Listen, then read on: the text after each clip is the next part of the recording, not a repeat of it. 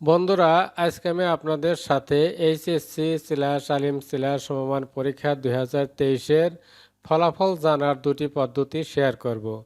এই দুটি পদ্ধতির একটি হচ্ছে স্মার্টফোন দিয়ে অ্যাপসের মাধ্যমে, অপরটি হচ্ছে বাটন মোবাইল দিয়ে এসএমএসের মাধ্যমে।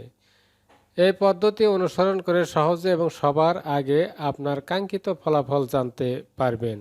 বিষয়টি এখন আমরা প্র্যাকটিক্যালি দেখব।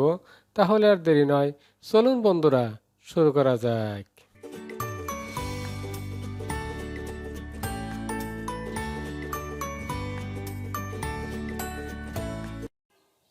বন্ধুরা, আমি প্লে স্টোরে ক্লিক করলাম। প্লে স্টোরে ক্লিক করার পর আপনারা এই সার্চ বারে টাইপ করবেন HSC রেজাল্ট অ্যাপ 2023। এটা টাইপ করে আপনারা এখানে টাচ করবেন। HSC Alim result and marksheet 2023। আপনারা এই অ্যাপসের উপর ক্লিক করবেন। আমি এই অ্যাপসের উপর ক্লিক করলাম। এখন আপনারা যে এই ইনস্টলে টাচ করবেন। বন্ধুরা, ইনস্টল না হওয়া পর্যন্ত আপনারা অপেক্ষা করবেন। বন্ধুরা, ইনস্টল হয়ে গেল। এখন আপনারা যে ওপেনে টাচ করবেন। বন্ধুরা, আমি এই যে ওপেনে টাচ করলাম।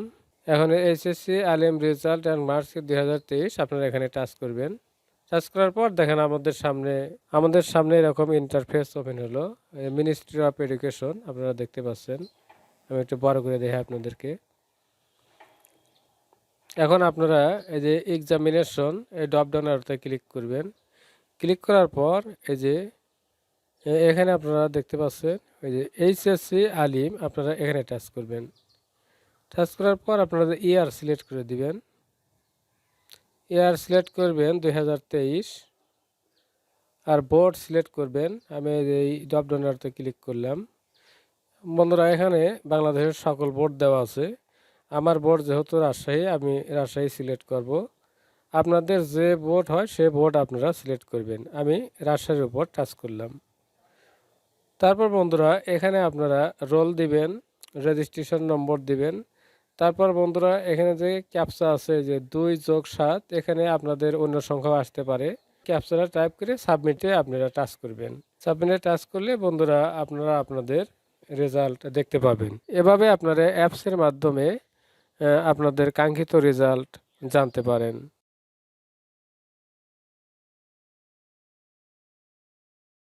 বন্ধুরা, বাটন মোবাইল দিয়ে এসএমএস এর মাধ্যমে রেজাল্ট জানার আগে কয়েকটি বিষয় আপনাদের জানতে হবে। সে বিষয়গুলো হচ্ছে বোর্ড নেম, শর্ট কোড। এখানে আপনারা সকল বোর্ড দেখতে পাচ্ছেন।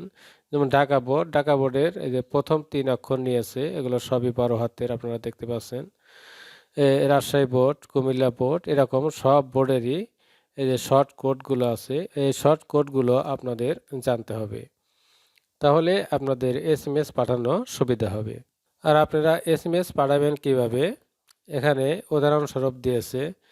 এই যে ঢাকা বোর্ড এইচএসসি রেজাল্ট, আপনারা এইচএসসি লিখবেন, তারপর স্পেস দিবেন।